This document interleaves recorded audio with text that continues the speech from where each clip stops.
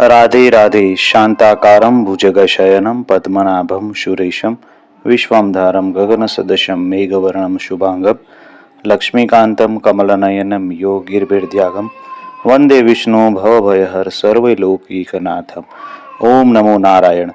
મિત્રો, આજે વાત કરીએ વરુથીની એકાદશીની। ચૈત્ર માસમાં આવતી આ એકાદશીનું વ્રત કરવાથી તમામ પાપોમાંથી છુટકારો મળે છે અને આ એકાદશીનું વ્રત કરવાથી વૈકુંઠ ધામની પ્રાપ્તિ થાય છે। તો આવો જાણીએ રાજા માંધાતાએ વરુથીની એકાદશીનું વ્રત કેવી રીતે કર્યું અને તેના પ્રભાવથી તેણે ખોવાયેલું પોતાનું શરીર અને પોતાનું રાજ્ય કેવી રીતે પ્રાપ્ત કર્યું અને વૈકુંઠ ધામ કેવી રીતે પહોંચ્યા।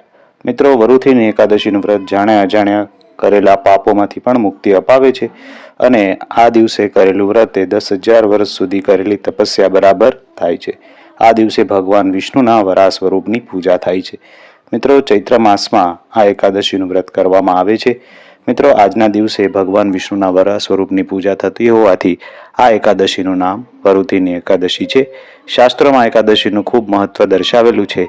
એવું માનવામાં આવે છે કે આ વ્રતના પ્રભાવથી વ્યક્તિના તમામ પાપોનો નાશ થાય છે, તેની તમામ મનોકામના પૂર્ણ થાય છે। આ વ્રત સૌભાગ્ય પ્રદાન કરવાવાળું અને દુઃખોનો નાશ કરવાવાળું વ્રત છે। તો આવો જાણીએ આ વ્રતની પૌરાણિક કથા। મિત્રો, કથા સાંભળતા પહેલા આજના દિવસે કરવાની પૂજા વિધિની વાત કરીએ તો આજના દિવસે વહેલી સવારે ઉઠી વ્રતનો સંકલ્પ કરવો, નાહી ધોઈ સ્વચ્છ વસ્ત્રો ધારણ કરી મંદિર અથવા તો પવિત્ર જગ્યામાં પીળું વસ્ત્ર પાથરી ગંગાજળ છાંટી અને ભગવાન વિષ્ણુનો ફોટોગ્રાફ અથવા તો મૂર્તિ સ્થાપિત કરવી। લક્ષ્મીનારાયણની મૂર્તિ હોય તો ઉત્તમ।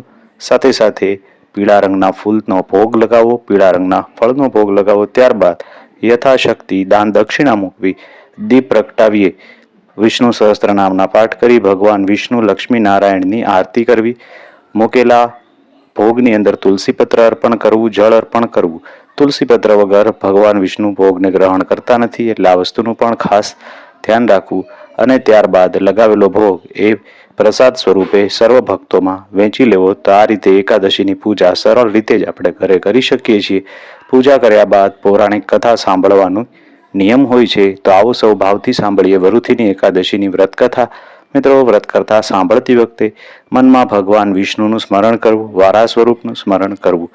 પૌરાણિક કથા અનુસાર પ્રાચીન કાળમાં નર્મદા નદીના કિનારા પર રાજા માંધાતા રાજ્ય કરતા હતા। ખૂબ જ તપસ્વી રાજા હોવાથી તે રોજ ભગવાન વિષ્ણુની પૂજા કરતા હતા। એક વખતની વાત છે, રાજા જંગલમાં તપસ્યા કરતા હતા। એવામાં એક જંગલી રીંછ ત્યાં આવી ચડ્યું અને રાજાનો પેર ખાવા લાગ્યું।